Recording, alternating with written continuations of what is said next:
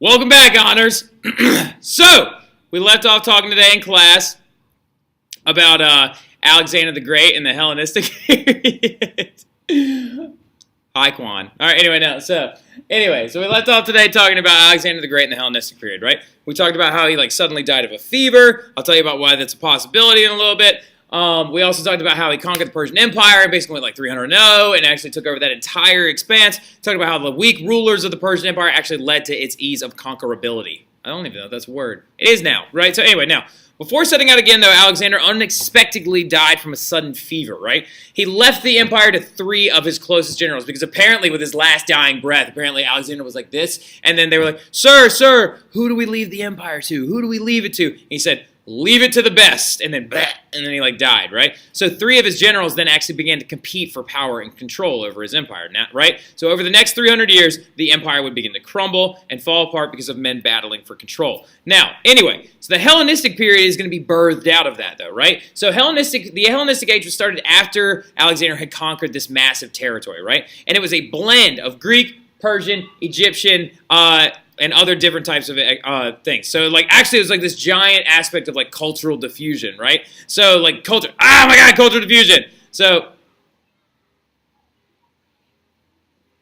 it's such nerds. Anyway, there we went Chris and Susie, right? Now, anyway, so, it's a giant golden age, right? A huge, massive golden age. So, going forward, though, we got to talk about the birth and the aspects of cultural diffusion and in the Hellenistic period, right? So Alexandria, Egypt, was the capital of this new empire. Boasted everything you could possibly imagine, from Greek marble to Arabian spices. It was home to over 1 million people, right? So one of the coolest things actually that you can see when very close incorporation of their lifestyles into the Greek ones, if you look at this these 2 sarcophagi really quick, and those of course the caskets that mummies were actually put in, mummified bodies were actually put in before they were buried in ancient Egypt. So looking at this guy right here, he is very, very light skinned because he's actually Greek, right? So they actually began to exchange different cultural ideas, right? There are actually, we have, here you go, evidence of mummified Greeks, right? So this actually showed that giant cross-section of cultural diffusion and how it was just such a magnificent empire, right?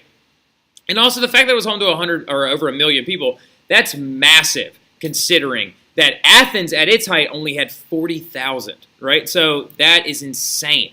Now, keep going forward, though. So women also during the Hellenistic period were considered more revered. They were actually allowed to be poets, philosophers, sometimes even rulers, right? Cleopatra VII is one of the most popular rulers from the Hellenistic period, okay? So she actually is going to die from a very intense story with Mark Antony and Julius Caesar. That's Brienne Nunn. Hi, Brienne Nunn. All right, now, but anyway, so Cleopatra is going to actually be revered as a leader. Actually, crazy story about Cleopatra as well. Apparently, her and Julius Caesar actually were an item for a little while. Now, anyway, keep going though. Also, new ideas and intellectual activity is going to be birthed out of the Hellenistic Empire. They're going to begin to figure out mapping the universe as well. They came up with 2 concentric models of the universe. The heliocentric model, which is the idea that the sun is in the middle and everything revolves around it. And then the geocentric model, which is the earth is in the middle and then everything revolves around that, right? So anyway, advances in medicine also came around with guys like Hippocrates, right? Hippocrates is going to bring around this thing called the Hippocratic Oath. And the idea is that all people that are sick deserve medical treatment, right? Regardless of their power, their prestige, or their poverty, okay? So lots of very, very intricate, neat things like that. Anyway, the Venus de Milo, also new art and new forms of intellectual activity are going to be birthed out of it. This is actually some of the last evidences of classical Greek sculpture and art, actually really, really trying to get the proportions of the human body right. Things that were actually lost during the Middle Ages for hundreds, almost over 1,000 years, right?